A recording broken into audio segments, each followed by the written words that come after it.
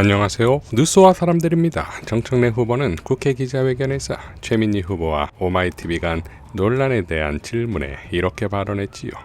최민희 최고위원 후보께서 최근에 연설에서 오마이TV 취재진 카메라 물리적으로 이렇게 보좌들이 막는 일이 있었는데 거기에 대해서 혹시 자업자득이라고 생각합니다. 저도 별로 인터뷰하고 싶지 않습니다. 오마이뉴스하고. 같은 날 토론에서 김민석 후보는 이런 발언을 합니다. 우리가 난 책임 없다 이렇게 얘기하고 싶은 생각도 없고요. 다만 동시에 그런 책임은 여권이 함께 지는 것이기 때문에 어떤 개인에게 정치적인 이런 공방을 하는데 그것을 제기하는 것은 좀 적절해 보이지는 않는다 이렇게 생각합니다. 정치 공방은 서미화 후보가 저한테 했죠. 제가 법으로 그거는 통과시켰을 서미화 때 당대표도 아닌데. 여쭤봐 자, 주셨으면 그렇고요. 좋겠습니다. 자, 차이점이 느껴지십니까? 정청래 TV 떴다 채널에서 정청래, 최민희, 한민수, 이성윤 후보들이 모여 라이브 방송을 하는데 어떤 결론이 날지 모르는 상황에서 그야말로 유쾌, 상쾌, 통쾌했습니다. 특히 정청래다운 기바람이 느껴지는 질문들이 나오는데 자, 공통 질문 이렇게 했고요. 이제 맞춤형 질문을 제가 한번 해보겠습니다. 맞춤형 질문이라고 TV 토론에는 잘 없는 건데 제가 지금 갑자기 만들어냈어. 최민희 후보께 먼저 묻겠습니다. 이건 좀 이제 해명도 해야 되고 뭐 이런 거예요. 맞춤형. 사람들이 막 공격도 할 수 있으니까.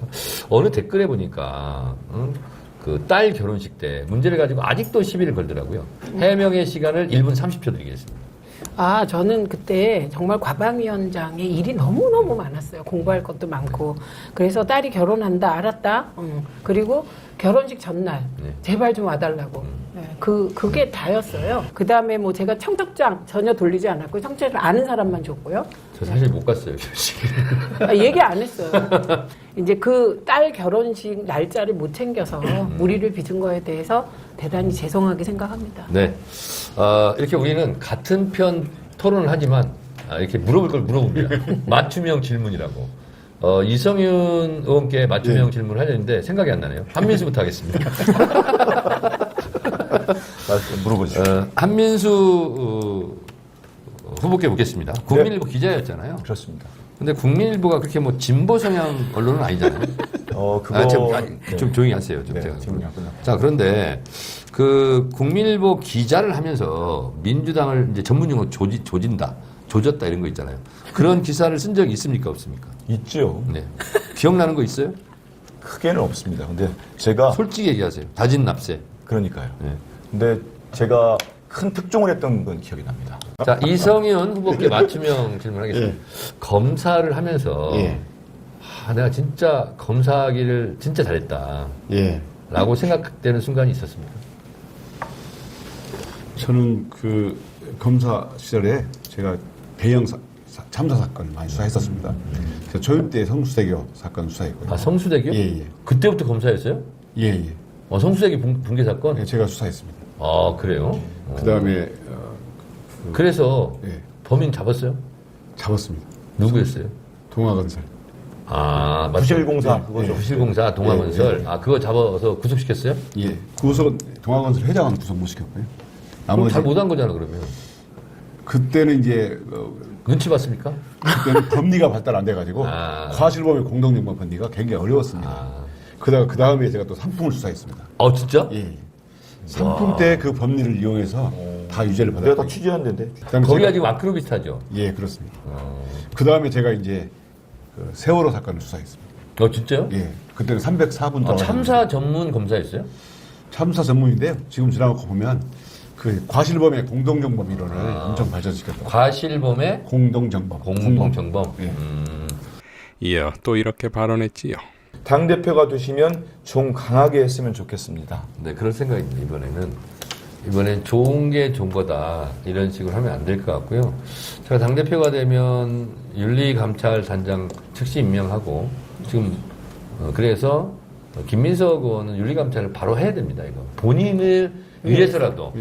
그래서 정청래가 그 말했어도 정청래가 당대표가 되면 정청래 당대표가 정청래를 윤리감찰 시켜야 됩니다. 왜냐하면 당이 이런 위헌정당의 의혹 상태에서는 있을 수 없거든요. 그래서 이건 정치 보복하고 뭐하고 아무 상관이 없어요. 당을 구하는 차원이고 김민석을 구하는 차원에서라도 이건 윤리감찰 해야 됩니다. 정청래에게 가장 열광했던 건 지금은 레전드로 남은 법사위원장의 활약상이었는데 저번 당대표 때와는 달리 그때의 리더십을 발휘한다면 그리고 여기에 전설의 과방위원장이 결합된다면 역대급 지도부 탄생이 아니겠습니까? 자, 반면 같은 날 김민석 후보는 이렇게 밝혔습니다. 종교 조직의 경선 개입 우려와 제보가 쏟아지고 있습니다. 과거에도 막판이 문제였습니다. 불법 개입은 밝혀집니다. 내부 주도권 싸움의 결과라면 신도의 희생과 책임의 가중뿐입니다. 투표가 주권이고 정의입니다. 많이 투표해 주십시오. 또한 김민석 측은 정청래 후보 지지자들의 대리투표 의혹을 제기하며 즉각적인 중단을 촉구한다는 보도도 나왔습니다. 유명 정치패북러 빅초이는 다음과 같이 밝혔지요. 철새가 민주당 적자라 하고 철새가 친명 반명 갈라치기를 하고 철새가 노무현 단일화 공신이라 자처를 하고 있는 작금에서 민주당을 지금까지 지켜온 당원들은 과연 무엇을 해주길 바랬던 건가? 탄핵 대선 때조차 50%를 이기지 못한 정당에서 지방선거 14대 4로 이겨놓으니 이딴 선거는 패배라고 그나마 열심히 표준 유권자도 우습게 보는 사람에게 어떤 반응이 나오길 기대했던 건가? 신천지가 연대설로 사입이 끌어들이고 나를 뽑아주지 않으면 호남 반도체는 재미없을 줄 알라고 협박도 서슴없이 하고 그를 지지한다는 사람은 노사모 노란티는 신천지의 노란색이라고 모욕까지 한다. 어찌 수준들이 하나같이 이리도 천박한가? 그래서 정청래 혼자만 남게 된 것이다. 민주당 코어 지지층은 청래형에게 갈 수밖에 없다. 너희들이 청래형 쪽으로 다 몰아준 것이다. 라고 일갈했습니다. 새날의 푸나도 이런 사자우를 알렸지요. 어떤 후보는 대선 안 나간다고 얘기했죠. 공정하게 총선 관리하겠다고 얘기했죠. 대선에 나갈 사람은 자기 사람을 꽂아야 돼요. 그래서 경선에서 이겨야 돼요. 그러니까 총선이 이제 2년 안 남았고 그리고 2년 후에 대선이 있습니다. 근데 대선 후보가 된다는 것은 당원 지지를 절대 다수를 얻어야 돼요. 이재명 대표가 1기 때 77.7% 당대표 됐죠.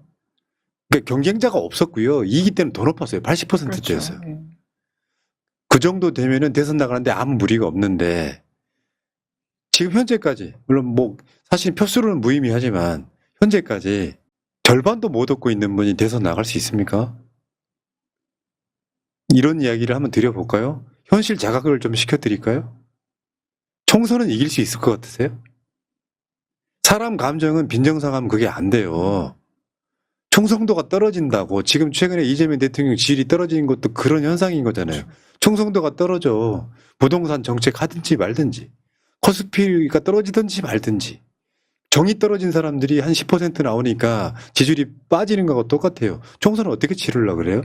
그래서 김민석쯤 되는 급은 전당대회 나올 때 다 퍼먹어야 된다고요. 정청래 전 당대표 나랑 선의 경쟁해봅시다 하면 돼요. 그러면 우리가 변별력을 가지게 돼. 누가 차기 당대표 가면지. 한쪽은 불쌍해 보이고 한쪽은 오만해 보이면 사람들이 누구 편을 들겠냐고요. 적폐청산 국민참여연대 신승목 대표는 김민석 후보에 대해 2차 고발을 완료했는데 요약하면 이번 고발에서 확인해야 할 것은 무직 명확합니다. 김민석 후보가 당대표 선거에서 경쟁자인 정청래 후보 또는 그 지지 정치 세력에게 치명적으로 불리하게 작용할 수 있는 신천지 3자 비밀연합이라는 허위사실을 제기하면서 실제 어떤 증거를 가지고 있었는지 그 증거가 이번 8.17 당대표 선거와 직접 관련된 것인지 정청래 후보 또는 그 지지 세력과 신천지 사이의 연계를 실제 입증하는지 그렇지 않다는 것을 알면서도 상대 후보의 낙선을 위해 공표한 것은 아닌지 수사기관이 강제 수사를 통해 밝혀달라는 것입니다. 사실이면 사실대로 밝히면 됩니다. 그러나 근거 없는 의혹을 만들어 경쟁 후보에게 씻기 어려운 낙인을 찍었다면 그 역시 법에 따라 엄중한 책임을 져야 합니다. 당대표가 되겠다는 정치인에게 요구되는 최소한의 조건은 화려한 말이 아니라 자신이 한 말에 책임지는 자세라고 생각합니다. 당대표 후보의 말에는 그만큼의 책임이 따라야 합니다. 라고 밝혔습니다. 전당대회가 끝나도 끝난 것이 아닐 듯합니다. 이상 뉴스와 사람들이었습니다. 시청해 주셔서 감사드립니다.